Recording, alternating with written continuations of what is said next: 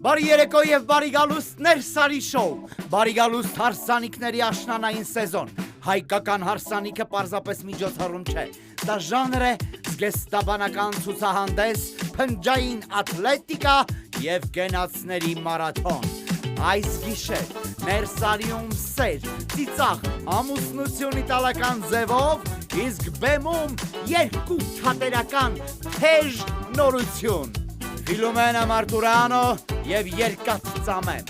մեր հյուրերն են Տաթևիկ Մելքոնյանը, Տիգրան Գաբոյանը, Նադեժդա Իսրայելյանը, Լուսինե Ավանեսյանը, իսկ հիմա դիմավորեք սիրելի մարդու, նա միակն է ու անկրկնելի է, Ներսես Ավետիսյան, Ներսարի, Ներսես!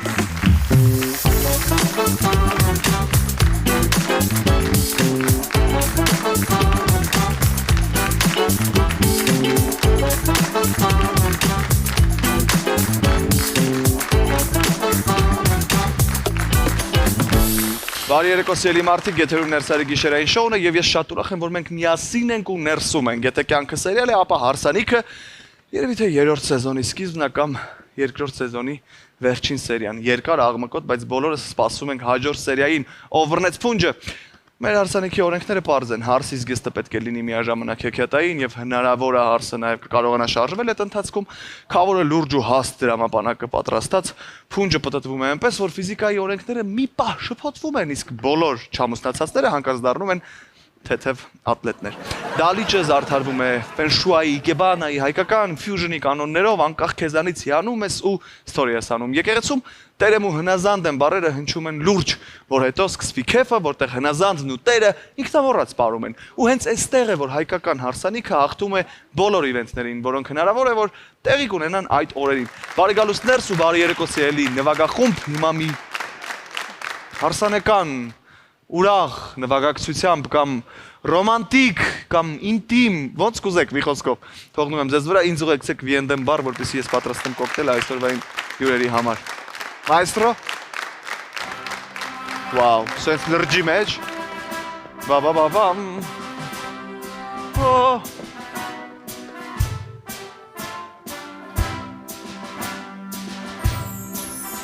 Լարվում եմ մի տեսակ հիմա, կարծեք թե ինչի եմ հարսանիքներից ես այսքան խոսում այսօր։ Շուտով կասեմ, հարսանիքի կեսը պարն է, մյուս կեսը ճիշտ խմիչքը։ Փեսան քավորը, փեսայի հայրը անպայման կոնյակ են վայելում ու դա շատ հայկական է։ Վիենդեմ կոնյակը հենց այդ վայելքի մասին է, իսկ այս երեկո ես իմ հյուրերին կմատուցեմ բուկետ տոս կոկտեյլը։ Հիմա կպատմեմ բաղադրությունը, որպեսզի դուք էլ կարողանաք տանը պատրաստել ինձ հետ միասին ու Ներսարին դիտելիս վայելել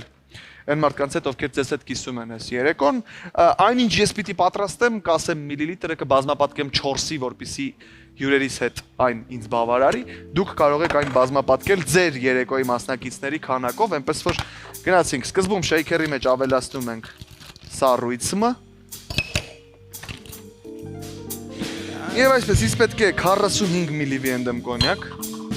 ես այն կբազմապատկեմ 4-ով և կլցնեմ 180-ը, դուք բազմապատկեք են քանակով, որքան որ հյուրեր ունեք այս պահին հեռուստացույցի առջև նստած ձեր հյուրասենյակում, այնուհետև խնձորի հյութ 60 միլի, ես կավելացնեմ շատ, բավականի,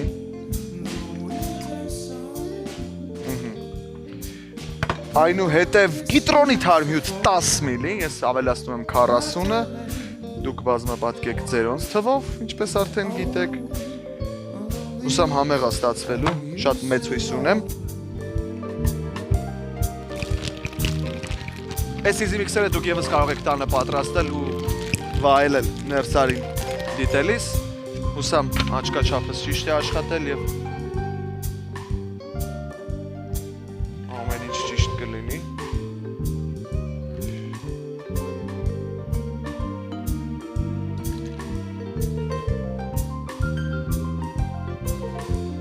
Վաու,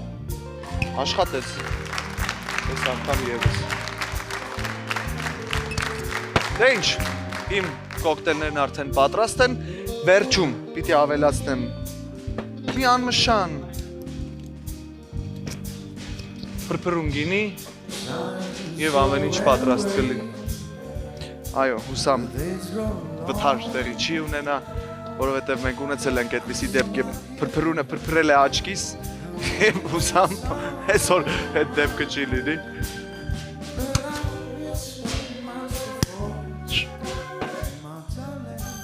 Տեսնում ենք Արմենիա վայնի փրփրունը։ Ինձ տեսքը շատ դուր է գալիս, մեծ հույս ունեմ, որ համը եւս ստացված է։ Վաու։ Դե մենք սկսում ենք, ինչպես արդեն հասկացաք, Ներսարի շոուն հաստատ սկսում ենք հենց հիմա։ Շատ կարճ դադար, որից հետո հյուրերս կլինեն ներսում, այնպես որ մնացեք մեզ հետ։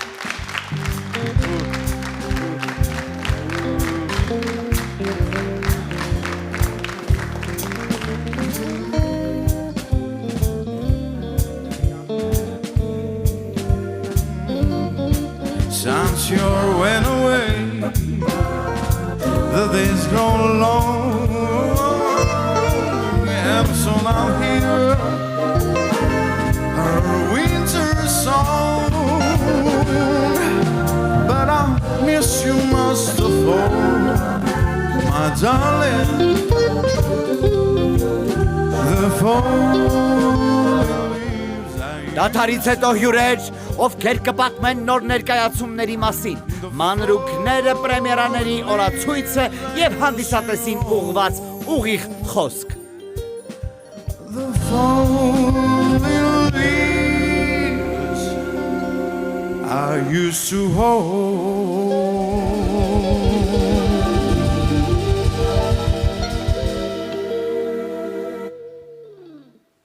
Բայց դու չես գալիս, միայն քո մասին եմ լալիս, քեզ եմ կարոտել արին մոտս, սիրելիս, սիրելիս, ես կանչում եմ տես, ու անընդհատ սպասում, երեկո նստած, քո ճամփին եմ ես նայում, բայց դու չես գալիս, միայն քո մասին եմ լալիս, քեզ եմ կարոտել արին մոտս, սիրելիս, սիրելիս, քեզ կանչում եմ տես, ու անընդհատ սպասում, երեկո նստած, քո ճամփին եմ ես նայում, երեկո նստած, քո ճամփին եմ ես նայում, երեկո նստած, քո ճամփին եմ ես նայում։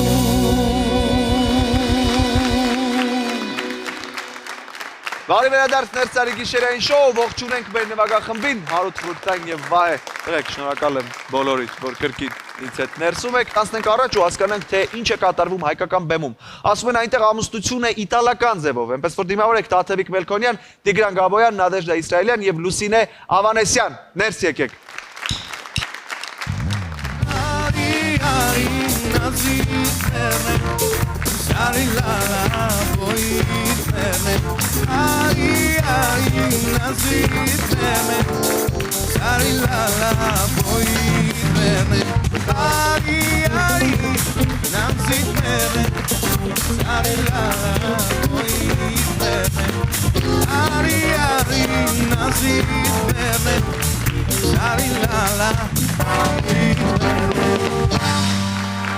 Բարի երեկո սիրելի մարդիկ, բարեկալուստներ, շատ ուրախ եմ ձեզ տեսնել ներսում, շատ շնորհակալ եմ, որ ներսում եք եւ միանգամից ուզում եմ ձեզ շնորհավորել երկու նոր ներկայացում, երկու նոր բեմել, կարող ենք նոր ասել, չէ՞։ Այո։ Այս ներկայացումներին ամբողջովին։ Թարմ, նոր։ Ստանամ դոբրոն, նոր ասեմ առաջ։ Շնորհավորում եմ ձեզ, շատ ուրախ եմ ձեզ համար, ձեզ լեփ-լեցուն դահլիճներ ու անվերջ հյուրախաղեր։ Շնորհակալ ենք։ Շնորհակալ ենք։ Սկսենք, զրույցը եւ ասեմ, եթե հայկական հարսանիքը ժանր է, ապա իտալականը օպերա է եւ այս պարագայում հայտնի Ֆիլոմենա Մարտուրանո պիեսի նոր բեմականացումը դառնում է իսկական տոն։ Ֆիլոմենան ուժեղ կին է եւ նա պատրաստ է ամեն գնով հասնել արդարացիորեն իրեն պատկանող ամուսնությանը եւ այս թիմը պատմությունը բերել է Մհեր Մկրտչյան արտիստական թատրոնի բեմ հանուն սիրո պսակադրության առանց ճոխ սեղանների, բայց բարի վերջաբանի հույսով։ Բարով եկել ներս արի նորից շատ ուրախ եմ ու շատ շնորհակալ եմ որ այստեղ եք եւ գանք ամենասկզբից այս պատմության ամեն դեպքում ինչպես առաջացավ այս հայտնի ու գեղեցիկ պատմությանը նոր կյանք տալու գաղափարը Գաղափարը առաջացավ նրանից, որ մենք միջոցառումներ ենք մտածում Մհեր Մկրտչյանի ծննդյան 95-ամյակի հետ կապված եւ միջոցառումներից մեկը հենց ներկայացումն էր եւ մենք ուզեցինք, որ խաղացանկում եղած ներկայացումներից մեկը վերաբեմադրենք նաեւ նպատակ ունեինք աշխատել Լյուդվիգ Հարությունյանի հետ մեծ ցանկություն ունեի ավելի ճիշտ եւ համատեղեցինք այդ գաղափարը Լյուդվիգ Հարությունյանն էլ երբ եկավ մեզ մեծ նվեր արեց եւ իր հետ բերեց վաստակավոր արտիստ Տիգրան Գաբոյանին ներկայացման մեջ ընդգրկված են եւ մեր դերասանները եւ Լուսինեն էլ իմիջայլոց եւ ուսանողներ այդպես լավ հետաքրքիր վառ թիմ հավաքվեց ու ներկայացումը կայացավ Խոսենք թատրոնների միաձուլումից, այս շատ հետաքրքիր պրակտիկա է, երբ կա հստակ թատրոն, հրավիրում է մի թատրոնի գեղարվեստական ղեկավարին, գլխավոր ռեժիսորին, որ պիտի գա իր մարդկանց հետ, այսինքն այստեղ չկա միայն 1, 2, 3 հրավիրալ դերասաններ, հա, եւ թատրոնյան միջավայրը միշտ շատ ավելի կուռ է, շատ ավելի ամուր է ու երբեմն նաեւ շատ էմոցիոնալ են լինում նման միախառնումները, ոնց անցավ այս փորձը, ոնց անցավ այս պրակտիկան, օրինակ Դե ավելորդ ասել թե Գյումրու թատրոնը ինչտեղ է գրավում առհասարակ թատերական աշխարհում, բայց իսկ կուզեի սրա մասին խոսի Տիգրան Գաբոյանը Չի ասեմ, որ մեր թատրոնը նորություն չէ, որ միշտ իր դռները բաց է պահել շնորհալի տաղանդավոր եւ ռեժիսորների եւ դերասանների արչեւ եւ սա մեր համար նորություն չէ մենք ունենք այդ փորձառությունը դու ինքդ եղել ես մեր թատրոնում Հրաչ Քեշյանի բեմադրությունում բոլոր ժամանակներում էլ մեր թատրոնը միշտ համագործակցել է վերջին շրջանում մեր համագործակցեց Սոս Սարգսյանի անվան համազգային թատրոնի հետ համատեղ ներկայացում արեցի նորից 2 թատրոններով եւ հիմա արդեն Մհեր Մկրտչյան արտիստական թատրոնի հետ մենք այդ փորձառությունը ունենք եւ մենք շատ նորմալ ենք ընդունում նաեւ երբ որ մեզ մոտ են գալիս Մեր մոտ յուրաքանչյուր տարի 1 ռեժիսոր անպայման բեմադրություն է անում։ Եվ դա շատ լավ է թատրոնների համար, որովհետև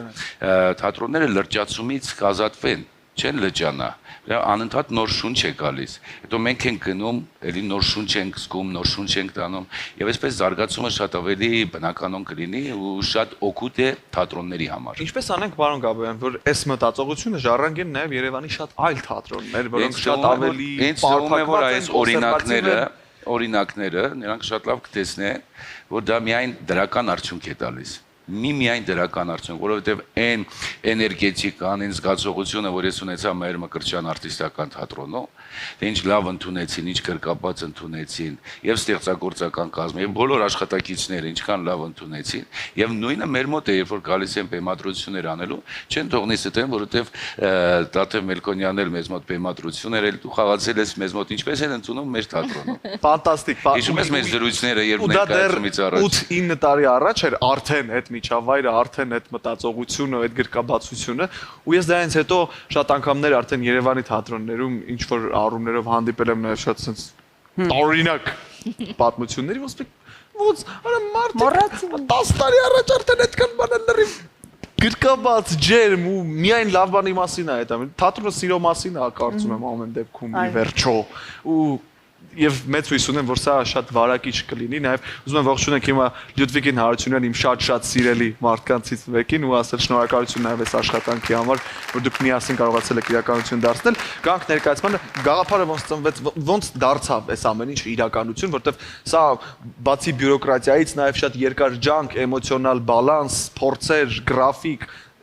շատ բարդ աշխատանք եք տարել կարծեմ եմ։ Գիտեք, բարդ աշխատանքը, միշտ էլ աշխատանքը բարդ է, բայց երբ գործ ունես հաճելի մարդկանց հետ, չես զգում, թե ինչպես այդ ամեն ինչը կատարվեց։ Այո, շատ դժվար էր, պիտի հասցնենք, դեռ միջոցառումներ կար, Լյուդվիգ անդադ հարցնում էր, բայց հասցնելու ենք, ասում եմ, հա։ Ու հասցրեցինք, բայց հիմա որ հիշեմ, թե ինչ բարդություններ են եղել, չեմ հիշի, որովհետև արդյունքը այնքան հաճելի էր ու նաև ուզում եմ նշել, որ Գյումրիի թատրոնից եւ ոչ միայն թատրոնից քաղաքից այնքան հանդիսատես ունեցանք, այնքան այդպես համախմբված էր, ոչ միայն թատրոններ, այլ ամբողջ Գյումրին մեզ մոտ էր այդ օրը։ Շատ հաճելի էր։ Ջերմ էր շատ։ Միանշանակ եւ Հաստատ Եվ շատ խորհրդանշական էր, ջերմությունը որովհետև մեր Մկրտչյանի 95-ամյակին Գյումրի եւ Երևան այսպես միասին գործ են անում եւ նվիրում են նրա հիշատակին ու նրա ծննդյան օրվան։ Տոնակատարության այսպես գագաթնակետներ կա։ հրաշալի։ Եվ գանք արդեն մանրամասն քննարկելով աշխատանքը, ինձ նաև շատ հետաքրքիր է ստեղծագործական թիմը, գլխավոր դերակատարները, ովքեր են տղաները, ովքեր խաղում են օրինակ Ֆիլումինայի որդիներին։ Տղաները, մեկը իմ ուսանողն է, Վազգենը, մյուսը պարոն Ռուբեն Բաբայանի ուսանողն է, Գարիկը եւ մյուսը Տիկին Մալյանի ուսանողն է, Նայնե Մալյանի Արամը եւ քաստինգը արել է հենց Լյուդվիգ Հարությունյանը։ Այդպես ես ասում եմ, տղաները է բերում, Լյուդվիգը ասում է, կամ ոչ։ Մոռացա ասել, ավելի ճիշտ կուզեմ նշել, որ այս ամենը իրագործվեց նաև Երևանի քաղաքապետարանի աջակցությամբ, քանի որ 95-ամյակի համար մեծ օգնություն եղավ իրենց կողմից։ Հրաշալի։ Գնանք նաև ֆիլմին, որտեղ վստահ եմ, որ շատերը նաև տեսել են ֆիլմը, ամուսնություն իտալական ձևով, ու ինձ հետաքրքիր է այս ամեն ինչի մեջ ու այս երկար խմորումներով անցնելուց հետո ինչ կասեք նաև Սոֆի Լորենի եւ Մարչելո Մաստրոյանի դուետի մասին այս պատմության շրջանակներում։ Պրովոկատոր։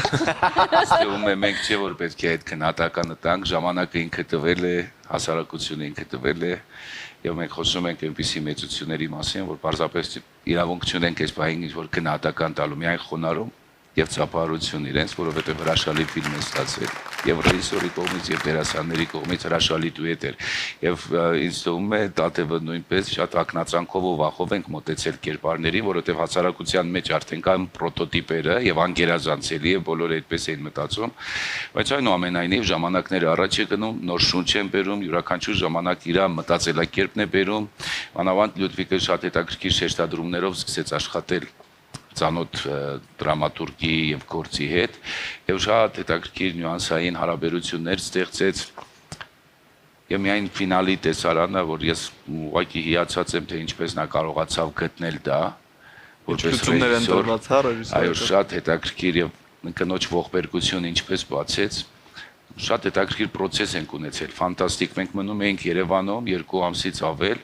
եւ յուրաքանչյուր երեկո նստած պիեսի վրա աշխատում էինք, ջնջում էինք, հետո ավելացնում էինք, սխալ ենք արել, հետո տեքստեր էինք ուզում ավելացնել, հետո ջնջել եւ այլն, մի հատ ապշելու ստեղծագործական process էր, որ եղավ եւ ամենակարևորը ստեղծագործական թիմն էր, որ կարողացավ, ես միշտ մտածում եի, որովհետեւ ես Լյուդվիգի հետ շատ եմ աշխատել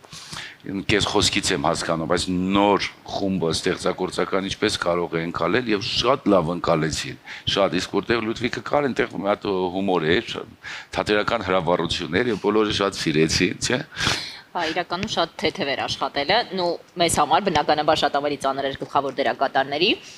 բայց ասեմ, որ թիմը բավական համախմբված էր ու ես հիմա որ հետ եմ նայում,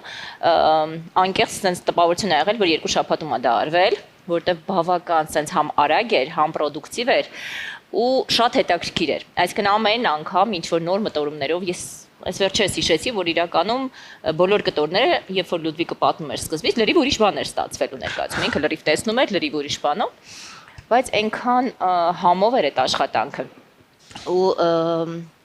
այդ էինք խոսում հենց չիտկաներից սկսած, որ երբեք չիտկաները այդ ոգևորվածությամբ կամ այն սև միզանսցենները տենց ոգևորված ու այդ ուրախությամբ չի լինում։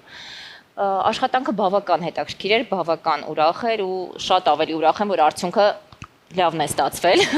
որովհետև այնպես չի, որ մենակ մեր աշխատանքն էր կարևոր է նաև այն ամենը, ինչ որ հանդիսատեսը կընդունի ու կզգա, իսկ դա առայժմ շատ լավ է, շատ շնորհակալ ենք բոլորից։ Ես հրաժարվեցի մի անգամից, ասացի ես չեմ խաղալու։ Ես առաջարկել եմ բոլոր լավագույն դերասանուհիներին, Լյուդվիգը ասաց, որ գրեթե ուլտիմատում դրեց, հա, չէ, պիտի խաղաս, թե չէ, չեմ անի։ Այդպես, բայց ես մտադիր չէի խաղալու, այնպես չի, որ ես հրավիրել ենք Լյուդվիգին, որպեսզի ես խաղամ Ֆիլոմենա Մարտուրանով, ճիշտ հակառակը, ասում եմ, ես չեմ խաղալու, ում ուզում ես բացի ինձնից, բայց այդպես ստացվեց, Լյուդվիգը կարողանում է համոզել։ Ինչ կասես հիմա բեմյալից հետո արդեն։ Միևնույնն է, վախենում եմ ամեն անգամ վախենում եմ, բայց հետո ասում են, հետո երբ ասում են լավ է, նոր հանգիստ գնում եմ տուն։ Բայց դա այդ վախը միշտ կա, ինձ թվում է դերասանների մոտ միշտ դա կա, դա չի անցնում։ Վախը կա, բայց արդյունքը շատ լավ, հասցնենք նաև խոսել երկաթ ծամեմ ներկայացման մասին, որը ես արդեն բախտ ունեցել եմ Հիմա մենք կլռենք, դուք Ուզում եմ այո, շնորհավորել Նադեժդային իմ շատ լավ ընկերոջը, ում հետ մենք բախտ ենք ունեցել միասին աշխատելու տատայի մի քանի տարի առաջ եւ մի տասնյակ ներկայացումներ առաջ բեմադրված իմ անունն Նորհան է։ Չէ՞։ Կարմիրը։ Այո, բայց ամենատպավորված տողը դա էր, մերի տողերը։ Այո։ Այո, Նադյա, ես շատ ուրախ եմ իսկապես, որ եկել եմ մեր Մկրտչյան արտիստական թատրոն, տեսել եմ քո մենած ներկայացումը, ունեցել եմ շատ խառը էմոցիաներ, ազդվել եմ, ճնշվել եմ, շունչս կտրվել է ինչ որ պահերի ու այդ բոլոր հնարքները, որոնք մտածված էին, որ ինչ պիտի լինի հանդիսատեսի հետ, դա տեղի ունեցել է։ Նադյա, ես շատ վախենալու թեմա է, կարծում եմ, որպես ռեժիսոր անդրադառնալու համար, որտեղ դուք այդտեղ պատմում եք Էլվինա Մակարյանի մասին, որը հաստատ մեր հասարակությունում ամենակննարկվող, ամենասիրելի, երբեմն նաև ինչ որ օղակներում ուսումնասիրված կերպարներից մեկն է, ու այստեղ սայթակելը կարող է լինել ճակատագրական։ Ինձ հետաքրքիր է ոնց ինչ խմորումների արդյունքում դու եկար այն կետին, որ ես պիտի պատմեմ այս պատմությունը ու ես պիտի պատմեմ այս պատմությունը հենց այս տեսանկյունից։ Երբ ես ու Անահիտ Ղազարյան ներկայացման դրամատուրգը մտածում էինք թեմա, թե ինչ թեմայի մասին կարելի անել դոկումենտալ ներկայացում, Անահիտը հիշեց այդ պատմությունը, որ Էլվինա Մակարյանը եղել է տնային կալանքի տակ 2-ից 3 տարի Հայաստանում Սովետ միության ժամանակ, ու որոշեցինք խորանալ այդ թեմայի մեջ, արեցինք ահռելի ուսումնասիրություն, մամուլ, մեդիա, ինտերնետ, ամեն ինչ արեցինք մի շարք ինտերվյուներ, ու որոշեցինք խորանալ հենց այդ շրջանի վրա։ Ես ընթացքում պատկերներ ցույց կտամ ներկայացումից։ Հենց այդ շրջանի վրա, իր 2 տարին, ինչ ազգում արտիստը, երբ իրեն չեն թողնում ստեղծագործել, երբ իրեն չեն թողնում լինել, երբ ինքը այդքան սիրելով Հայաստանը չուներ այստեղ հնարավորություն լինելու, դրա համար ինքը լքում է երկիրը։ Ինչա նշանակում լինել ուրիշ, տարբերվող, նոր երկի զգացողություն բերել Սովետական Հայաստանում, որ այդտեղ լիքը բան արգելված էր, կանոնակարգված էր, այդ կանոնից դուրս լինելը ի՞նչ է նշանակում։ Լինել այդպիսի երգչուհի, արտիստ, կին, ու մենք որոշեցինք խորանալ այս թեմայի շուրջ։ Ու անել այս ներկայացումը իր մասին ու իրան նվիրված, որովհետև ինձ թվում է ինքը իր ակտով, ըմբոստության ակտով լիքը ճանապարհ բացել ուրիշ մարդկանց համար, որպես իրանք է կարողանան ըմբոստությունը ունենան իրենց մեջ։ Դուք կտաս մի բան հավելեմ, ես այնքան շնորհակալ եմ, որ հենց այդ մոտեցումն է եղել իրենց մոտ, որովհետև Լուսինեն խաղում է մորդերը շատ լավ, շատ խորը, տեսել ես, բայց հենց Էլվինա Մակարյանը մի սփոյլեր եմ անում։ Էլվինա Մակարյանը չկա, այսինքն մենք չենք սարքել, այսինքն դուք չեն սարքել ինչ որ կերպար, մենք չենք տեսում, ինքը այդպես էլ մնում է առեղծվածային ու քո պատկերացումներով ու դա այնքան չեմ ուզում ասել միայն հարգանք կա իր հանդեպ, այլ ինչ որ շատ նուրբ մոտեցում կա իր հանդեպ, որը ես ողջունում եմ շատ։ Այո, համաձայն եմ, ու այդտեղ նաև շանս եք տալիս հանդիսատեսին, որպեսզի մարդիկ իրենց մեջ պահպանեն Էլվինայի հենց այն կերպարը, որ իրենք մինչև էս կառուցել են, սիրել են, ունեցել են, երկրպագել են։ Երբ մենք մտածում էինք ոնց որ դրամատուրգիայի կառույցի մասին Անահիտի հետ, Անահիտը արեց առաջարկ, որ ոնց որ իրան կտրել են, հանել են TV-ից, ռադիոից, ոնց որ իրան փակի տակ են պահել, մենք էլ ենք իրան փակի տակ պահում մեր պիեսում։ Մենք էլ ենք իրան հանում մեր պիեսից, բայց բոլոր կերպարները գալիս են ու խոսում են իր հետ, իր մասին, իր հետ ունեն հարաբերություն բարձելու, բայց ոչ մեկն է չի կարողանում այդ դռնից են կողմ անցնել, բացի մամայից, բացի մոր կերպարից Լուսինե, սպասելը կարծում եմ ամենաբարդ խաղերից մեկն է, ինձ թվում է, որ շատ դժվար է դա եւ ուզում եմ դուք պատմեք այս ներկայացման ընթացքում ձեր անցած ճանապարհի մասին, այն բոլոր ենթաշերտերը, որ դուք եք ուսումնասիրել, դասավորել այդ ամեն ինչը ու առասարակա ինչի մասին է ներկայացումը ձեզ համար, ինչ եք դուք պատմում։ Անկեղծ այս ներկայացումը իմ համար շատ բարդ էր, որովհետև բավական մեծ դադարից հետո դադար թե թատրոնի վերանորոգման հետ կապված, թե տարբեր խնդիրներից ելնելով այսպիսի մեծ ու ծանր դեր ես վաղուց չէի խաղացել թատրոնում հենց։ Ու շատ շնորհակալ եմ Նադյային, որովհետև իմ համար եղավ անակնկալ դա։ Ու առաջի ոնց որ sense պայքարը դա ինքս իմ հետ էր։ Պիեսի նոր ինչ որ կառուցվածքային ձևերը, նոր մոտեցումները երիտասարդների հետ դա իմ համար միշտ ողջունելի է, որովհետև ես շատ եմ սիրում երիտասարդների հետ աշխատել, ընդհանրապես տարբեր մարդկանց, որովհետև ամեն անգամ ես ինչ որ մի այդպես փոքրիկ աստիճան եմ դնում, որը պետք է հաղթահարեմ։ Տվյալ դեպքում շատ բարդ էր, որովհետև մինչև հիմա շատ մարդիկ գալիս են ներկայացումը նայում են ու ճանաչում են իմ կերպարին, այսինքն Ռոզային ճանաչելով իրանք ինչ որ բաներ ասում են։ Նկատողություններ կամ ընդհակառակը շատ լավ բաներ։ Ու շատ բարդ է, որովհետև վավերագրական, այսինքն վավերագրական ներկայացում, որ այդ մարդը գոյություն է ունեցել։ Ուսումնասիրությունները տարբեր էին, քանի որ Նադյան ու Անահիտը շատ երկար են դա արել։ Ես խնդրեցի, որ իրանք եթե ինչ որ նյութեր ունեն, իրանք մեզ փոխանցեին ու մենք բոլոր դերակատարներով ունեինք չաթ, որտեղ այդ նյութերը վերցնում էինք։ Ու երկար ժամանակ ես հենց տարբեր մոտեցումներով, որովհետև այնպես չի, որ բնավորության գծերից ելներով եւ այլն, շատ ինձ համար հոգեհարազատ է Էլվինան։ Բայց ես հասկանում եմ, որ ես իմ կերպարը պետքա լինի իր առաջին ֆանատը, որը անվերապահորեն է սիրելու թե երգչուհու, թե որպես մայր։ Ես ամբողջ օրը լսում եմ իր երգերը։ Ես գտա իմ համար երգեր, որոնք ես շատ հավանեցի։ Այն երգերը, որոնք այդքան էլ ինձ հոգեհարազատ չէին, փորձում էի չլսել։ Ներկայացումը լավ ստացվեց իմ կարծիքով, հետաքրքիր ստացվեց։ Շատ հաճելի էր, որ շատ տարբեր կարծիքներ են, շատ կատեգորիկ ու ամեն դեպքում այս ներկայացումն է, որ ամեն անգամ խաղալուց առաջ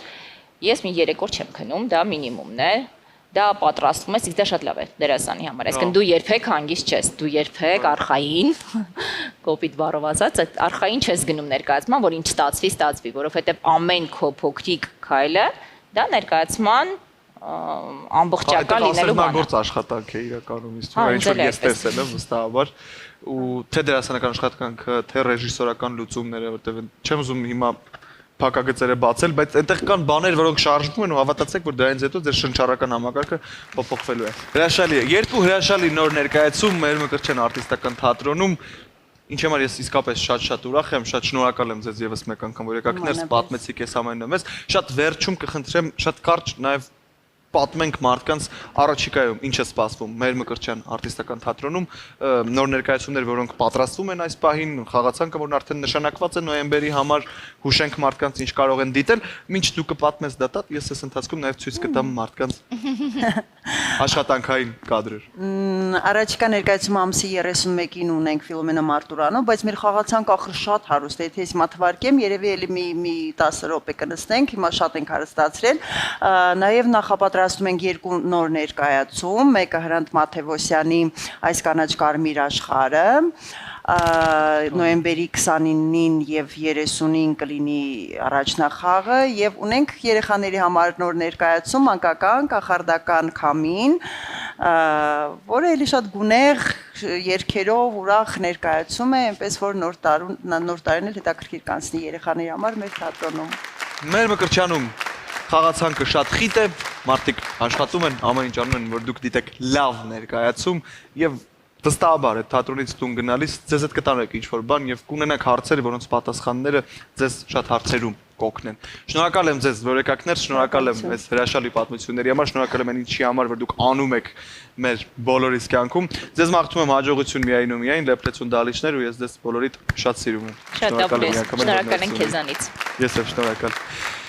Սիրելի մարդիկ, ես շատ ուրախ եմ, որ թատրոնը գործում է, կարողանում է հետաքրքիր լինել մարդկանց, ունենում է լի դահլիճներ եւ մարդիկ սիրում են գնալ թատրոն ու ներկայացում դիտել։ Շնորհակալություն բոլորին, ովքեր գնում են թատրոն, շնորհակալություն բոլոր նրանց, ովքեր դիտում են հենց հիմա ներսարի գիշերային շոուն։ Մնացեք մեզ հետ, դադար, որից հետո ես ձեզ համար դեռ ունեմ հետաքրքիր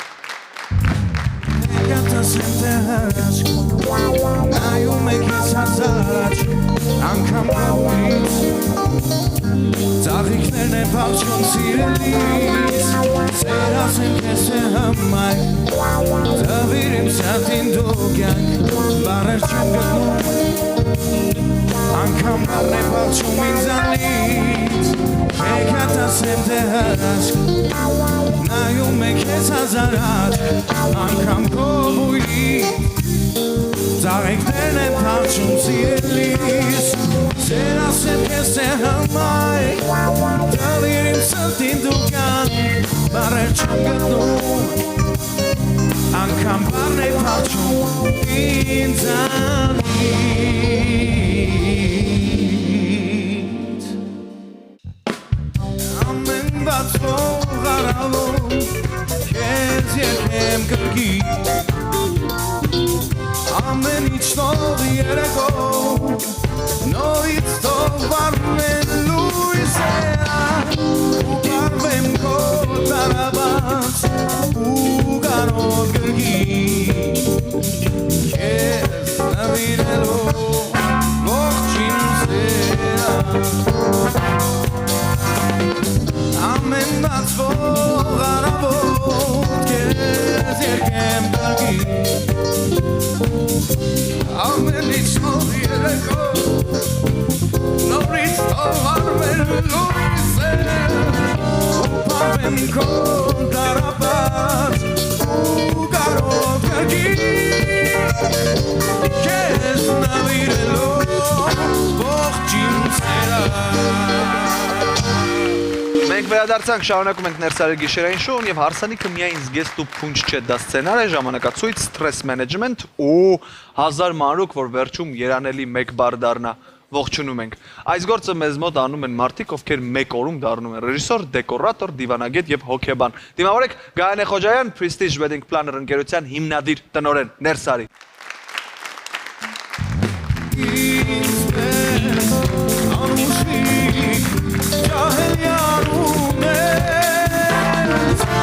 Երևանի սիրուն աղջիկ Էլ ինչ դարդում է Ինչպես յարում ես Ոսկե դարդում ես Երևանի սիրուն աղջիկ Էլ ինչ դարդում է Բարի երեկո Գայանե, բարի գալուստներ, ուրախ եմ ձեզ տեսնել ներսում ու շնորհակալ եմ, որ այստեղ եք, ոնց եք։ Լավ, շնորհակալություն, ես էլ եմ ուրախ ձեզ հյուրընկալել այս գեղեցիկ երեկոյին։ Գրկաբաց մենք ձեզ սպասում ենք Գայանե, խոսելու ենք հարսանիքներից, այսօր շատ ակտուալ թեմա մեր կյանքում,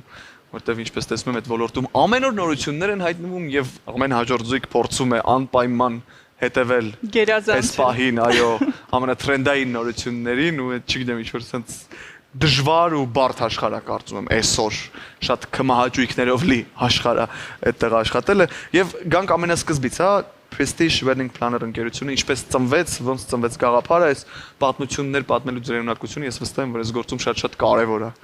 Դե կարծում եմ սկսենք նրանից, որ մասնագիտությամբ իհարկե սկզբում որևէ կապ չեմ ունեցել այս ոլորտի հետ, մասնագիտությամբ ծրագրավորող եմ, մաթեմատիկոս, բայց ժամանակի բերումով սկսեցի անել այն, ինչ որ մանկուց սիրել եմ, այն ինչ որ կարծում եմ այս 13 տարիների գործունեության ապացուցեցի, որ լավ է ստացվում, այնպես որ կարծում եմ դա շատ հաջողության գրավականներից մեկը հենց դա է եղել, որ ինչ արվել է սիրով։ Ոնց ծնվեց գաղափարը ունենալ նման ընկերություն, զբաղվել այս աշխատանքով։ Գաղափարը այսպես իրադարձությունների բերումով այդպես ստացվեց, այսինքն ես շատ լավ հիշում եմ այդ առաջի միջոցառումը, երբ որ ես որոշել էի զբաղվել հարսանեկան հագուստների դիզայնով, բայց այսպես մի հարսիկի խնդրանքով ուղղակի օգնեցի, որպեսզի հետաքրքիր գաղափար մտածենք, մեր հարսիկը կոնսերվատորիայի սան էր, այդպես նոտաներով դեկորացիա մտածեցի, շատ ոգևորված էի, դեռ հենց բավական երիտասարդ էի այդ ժամանակ եւ ոնց որ այդ հաջողությունից հետո հասկացա, որ դա ինձ դուր է գալիս։ Այսինքն միայն զգեստը իմ համար հասկացա, որ շատ փոքր է, երբ որ կարելի ավելի լայն մասշտաբների անցնել եւ հենց այդ պահից սկսած միտքը ծագեց, սկզբում իհարկե ինչ որ մեծ ընկերություն հիմնելու գաղափար չկար, պարզապես անվանում մտածեցի, սկսեցի Facebook-ում, հա, էջ բացեցինք, դա եղել է 13 տարի առաջ, Եվ այդպես գնալով ուղղակի ընկերությունը ինքնըստինքյան ձևավորվեց, մեծացավ, թիմ հավաքվեց, այո։ Հրաշալի։ Դա խոսենք նաև հայկական ու տրենդի հարսանիքների միքսից, որտեվ այսօրվա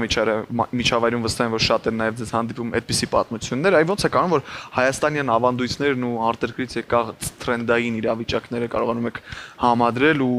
այնպես անել, որ խառնաշփոթ չդառնա դա, որովհետև շատ բարակ գիծ է կարծում եմ այդ ամեն ինչը միաձուլելու արանքում։ Մի հատ հետաքրքիր բան ասեմ, վերջերս շատ ունենում ենք հարսանիքներ արտերկրից եկած։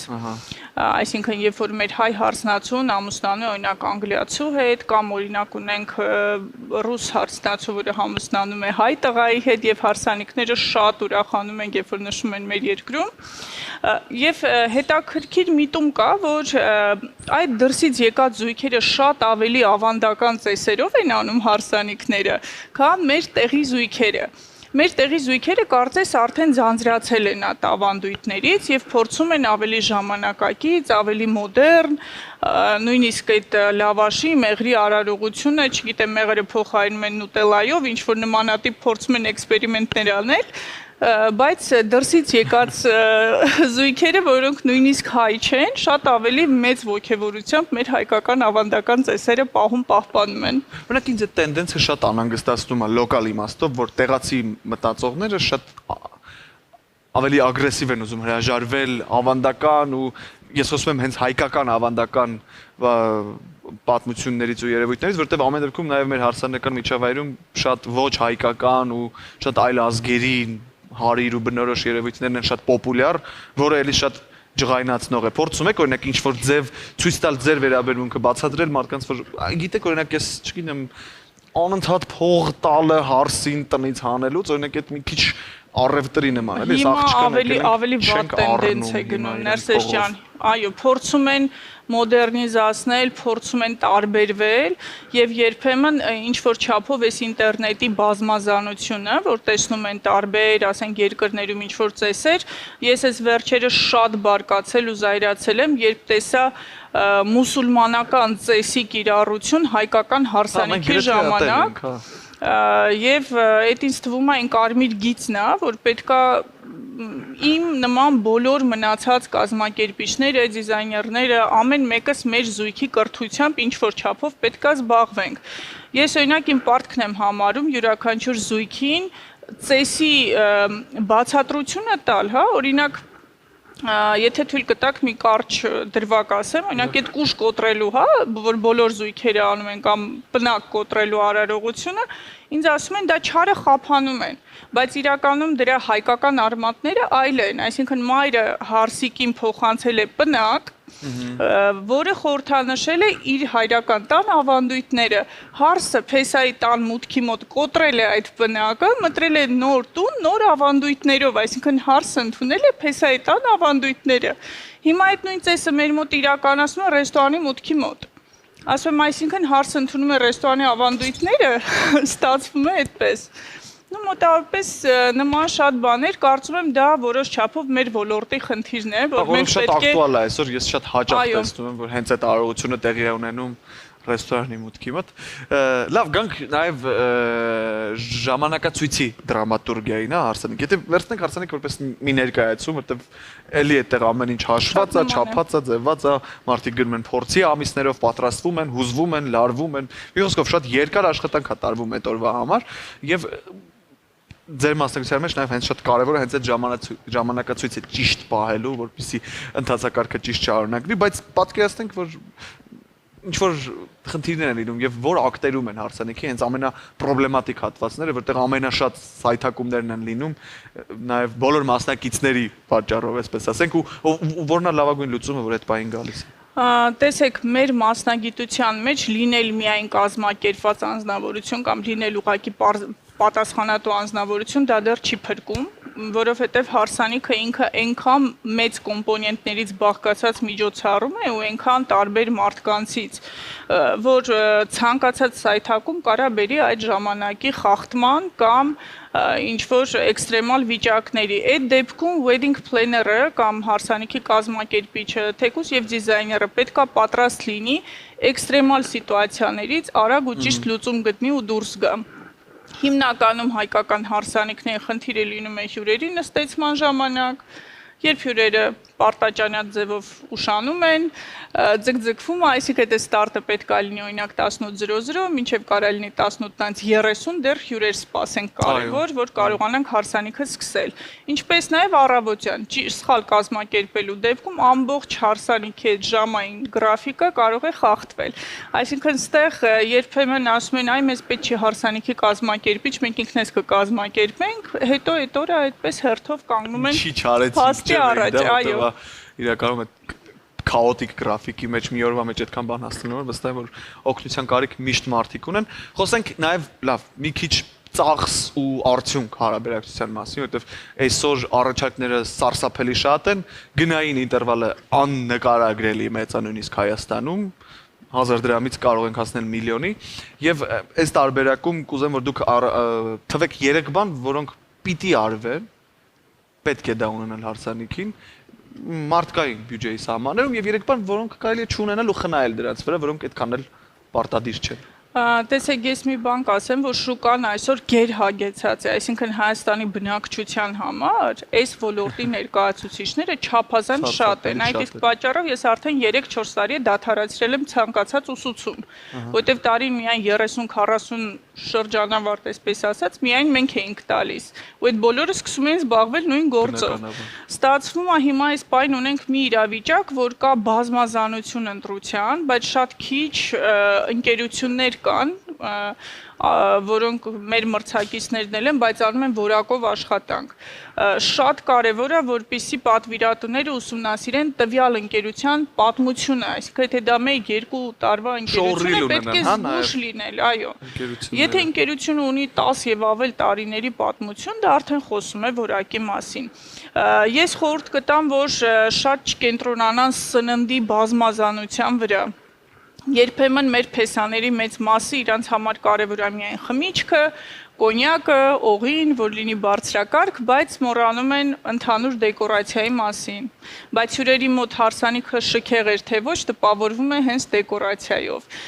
Վերջերս շատ աստղաբաշխական գումարներ են ծախսում երգիչների վրա։ Դա շատ լավ է, երբ կա արտիստ, սիրված արտիստ, բայց կարծում եմ այդ չափից շատ համերգային ծրագիր դարձնելը երբեմն հյուրերի համար ձանձրալի է եւ թվում է, որ փոխանակ մարդիկ ուրախանան, նստած համերգ են դիտում։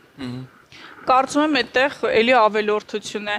Շատ ուրախ եմ, որ այս տարվանից սկսած տենդենսը գնաց այդ արհեստական տորթերից սկսեցին հրաժարվել, այսինքն մարդիկ աստղաբաշխական թվեր էին տալիս, պենոպլաստից ինչ որ մի քանի անգամ օգտագործված փոշոտված կոնստրուկցիաների հիմա ավելի լակոնիկ, եվրոպական ոճի, ավելի հետաքրքիր լուծումներով բնական իրական տորթերին են անցնում։ Դա եւս եւ գումար է տնտեսում եւ շատ ավելի էսթետիկ ու միանշանակ օրգանիկ է ամեն ինչ ստացվում է երեկոյի ընթացքում։ Լավ, գանք նաեւ սերունդների բախմանը, որտեղ այս պատմություններում ամենաշատ պատմությունները վստահ եմ դեպքերը հենց ծնողներ եւ նորապսակներ բախումների մեջ է, այ ոնց է կարողանում ծնողների պատկերացումները վստահաբար շատ տարբեր են հիմնականում եւ եթե պատմությունն այնպեսին է որ ծնողները եւս գալիս են հանդիպմանը հարսանիքի նախապատրաստական աշխատանքի ուրեմն ամեն ինչ ավելի բարդ է գնալու, ավելի ծանր ու ավելի այլ ուղղությամբ ոնց եք դուք կարողանում դառնալ ի վերջո դիվանագետ, որպեսզի երկու կողմն էլ հա եւ նոր սերունդը եւ ծնողները կարողանան վերջում սպիտակ թաշկինակները բարձրացնել ու գան ընդհանուր հայտարարել։ Տեսեք, սերունդների բախումից բացի ես ասեմ, որ մեր մասնագիտության մեջ առաջինը լինում ենք հոգեբան, որովհետև գործ ունենք թե ֆինանսական խնդիրների հետ զույգի եւ ծնողների, թե հենց զույգերի միջև կազմակերպչական շատ հարցերի եւ այդ դեպքում այսպես է, պետքա գտնես կոմպրոմիս, որ երկու կողմին էլ հաջողանա եւ միջոցառումը չէ որ միայն նորապսակներինը չէ, եթե իրանց համար կարեւոր են միայն իրենք եւ գալիս են այդպիսի կոնսենսուսի ծնողների հետ, այդ դեպքում ավելի այլ ոճի, ավելի ժամանակակից, ավելի երիտասարդական հարսանիք է արվում։ Հակառակ դեպքերում օրինակ շատ հաճախ երաժշտության հարցում են վիճում, ծնողներ ուզում են ավելի հայկական, ավելի դասական, երիտասարդները ցանկանում են ավելի ակտիվ, ժամանակակից, այդ դեպքում ժամային այնպիսի գրաֆիկ են կանում, որ օրինակ մինչև 10:00 լինի ծնողների ցանկությամբ, 10-ից հետո երիտասարդներ կարողանան ուրախանալ։ Որպեսզի բալանսի գա նաև, հա։ Այո, ֆինանսական հարցերը իհարկե ավելի դժվար են լուծվում, բայց տեխնիկական մասով այդ ձեր ասած քեֆը ստացվում է։ Նաև հետաքրքիր է նախքան հարսանիքը նախապատրաստվել է, արվում է ահռելի աշխատանք եւ դրանից հետո վստահ եմ, որ ամեն հարսանիքից հետո նաեւ տալիս եք դուք ձեր մեջ գնահատական, չէ՞ որ այսօր լավ էր, այսօր դժվար էր, այսօր հեշտ էր, այ այս հաջողության գրավականը նաեւ ձեզ համար որն է Instagram-ում տեղի ունեցած սթորիներից կամ ռիլերից հետո առաջացած վաուն, թե չգիտեմ, ճիշտ ժամանակագրությունը, հաջորդ օրվա լռությունը, որ չկան զանգեր, չկան հարցեր։ Տեսեք, ոչ լռությունն է հաճելի, ոչ էլ Instagram-յան այդ աժիոտաժն է ոգևորում, իմ համար կարևորը պատվիրատուի ֆիդբեքը։ Այսինքն, եթե ինձ պատվիրատուն հաջորդ օրը, ել չեմ ասում, որ նույն օրը զանգարում եւ ասում որ ամեն ինչ այնպես է ինչպես ինքն է ուզել կամ մի բան էլ ավել, դա կարծում եմ հենց այն գնահատականն է, որի համար ես առհասարակ այս գործով զբաղվում եմ, որովհետեւ այդ Instagram-ի վաուներն էլ էս տարիների հետ հոգնում, հա, եւ ֆինանսը էլ չի կարա 13 տարի քո համար լինի միայն դա առաջնահերթություն, այո, ես իմ տեսակով էմոցիոնալ արվեստի մարդ եմ եւ իմ համար միակ ոգևորողը դա իմ պատվիրատուի այդ արձագանքն է։ Հրաշալի։ Եվ վերջում Գայանե խնդրեմ, որպեսզի վերլուծելով այս տարվա իրադարձությունները, մոտավորապես կանխատեսեք, թե ինչ թրենդեր են սպասվում 26 թվականի հայկական հարսանիքների աշխարհում։ Օրինակ 25-ի թրենդը եթե առանձնացնենք, ինձ թվում է այդ կլինի այն, որ սկսվել է նաև հարսի տանը ուտուշ խմուշ մինչև եկեղեցի գնալը, որին ես շատ դեմ եմ։ Արարողությունը սկսեցին անել։ Չեմ հասկանում ինչի դա դարձավ թրենդ ու ինչի հիմա բոլորը հանկարծ ուզում են, որ քեֆը կսկսենք ժամը 9-ից հոգնում են այդ մարդիկից թվում է նույնիսկ։ Տեսեք, ես շատ դրսում վերապատրաստվել եմ, ունեմ 12 միջազգային դիպլոմ, բայց այդ մեր մասնագիտություններից ոչ մեկը Հայաստանում չի կիրառվում, որովհետև մեր մոտի ավանդույթներն ու պահանջները ընդհանրապես եվրոպական կամ միջազգային շուկայի հետ կապ չունեն, այո, մերոնք սիրում են առավոտվանից սկսեն նշել, մինչև հասնում են սրա, արդեն բոլորը պատրաստ են, բոլորը կուշտ են եւ իրանց այդ պահին հետաքրքրում է միայն լավ երաժշտությունը, լավ տրամադրությունը, բայց տեսեք, շատ լավ տենդենցիա նկատվում, դա սկսվեց այս տարի եւ մյուս տարի կարծում եմ ավելի կզարգանա կամերային հարսանիքների, այսինքն երբ որ արվում է ոչ թե ստանդարտ ռեստորանում ստանդարտ հարսանեկան սցենարով, այլ օրինակ, չգիտեմ, գինու մառանների այդ այգիներում կամ ինչ-որ հետաքրքիր լոկացիաներում, որոնք ոչ հարսանեկան սրահ են։ Դա շատ հետաքրքիր է, որովհետև նորարարությունը ու իմիջիայլոց հենց այդ բացօթյա մանավանդ ամառային հարսանիքներին շատ սկսել են օգտագործել մեր հայկական գորգեր, կուժեր, այսինքն ինչ-որ հայկական մոտիվներ, ես մեծ հույս ունեմ եւ սպասում եմ, որ այդ տենդենցը էլ ավելի կզարգանա, որովհետև ամբողջ աշխարհում էլ 2026-ին ավելի ակտուալ են, ավելի թատերականացված, ավելի սենց հետաքրքիր ինչ-որ լուծումներով, դեկորացիաներով, ոչ թե միայն ծաղկային, այլ օրինակ մրգեր են օգտագործում, կտորային ինչ-որ աքսեսուարներ, մոմեր եւ այլն։ Կարծում եմ, որ այդ տենդենցը 26-ին կլինի շատ ավելի ակտուալ եւ շատ ավելի հետաքրքիր կլինի նման հարսանիքների հետ աշխատելը։ Վау, շատ հետաքրքիր է ասված իրականում կամերային հարսանիքների պահը։ Այո։ Ենթադրում եմ, որ դա իսկապես ունի մեծ պոտենցիալ թրենդ դառնալու, հուսով եմ, որ դա տեղի կունենա։ Տեսեք, օրինակ Ռուսաստանի Դաշնությունում, Միացյալ Նահանգներում ավելի շատ հայկական տարբերակն է գործում, բայց օրինակ Ռուսաստանի Դաշնությունում, Եվրոպայում, ել չեմ ասում արաբական երկրներում, շատ ընդունված է նույնիսկ ռեժիսորով հարսանիք վարելը, այսինքն բացի հարսանեկան կազմակերպիչից, դեկորատորից կա նաև ռեժիսոր, ով որ ընդհանուր այդ հարսանիքի սցենարն է մշակում, տեքստերն են գրվում, թե վարողների, թե զույգերի այդ կենաց ասվածը վերածվում է ավելի միջոցառման։ Այո, ամեն ինչ վարկանական Եվ ինքը շատ հետաքրքիր է ստացվում, այսինքն հյուրը իրոք գալիս է կարծես թե ներկայացման, այլ ոչ թե ուղակի հաց ուտելու եւ ապարելու։ Շնորհակալ եմ ձեզ Գայանե, որ եկաք ու պատմեցիք մեզ ձեզ ջերմ պատմությունները, շնորհակալություն ձեր դրական էներգիայի համար, ձեզ հաջողություն եմ մաղթում, դուք իսկապես լավ բան եք անում, օգնում եք, որպեսզի ստեղծվեն հայկական գեղեցիկ ընտանիքներ, ձեզ միայն ու միայն հաջողություն եմ մաղթում, շնորհակալություն, որ ներսում եք։ Ես եմ շնորհակալ։ Այսօր այսքանով մենք ավարտում ենք Ներսարի գիշերային շոուն, եւս մեկ անգամ շնորհակալություն Գայանեին եւ հիշեք, որ հարսանիքը միշտ եղել է ծես, իսկ ծեսը բեմական ժանր է, հարգելի հեռուստադիտողներ, որտեղ սերը գլխավոր միտքն է եւ ներկայացման սիրտն ու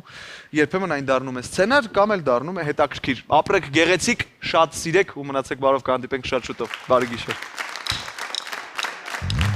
Կանանման արևածով Սա էր մեր հարսանեկան գիշերը, սեր, Ֆիլոմենայով, հիշողություն, երկաթ ծամելով եւ հարսանեկան խառնաշփոթը վաղուց կարգու կանոնի վերացած Գայանեի հեղինակավոր ներկայությամբ։ Շնորհակալություն հյուրերին ու մեր անզուգական V&M-ին։ Ինչ կասեք, եթե հանդիպենք հաջորդ թողարկմանը նոր թեմայով ու նույն լավ դրամատրությամբ։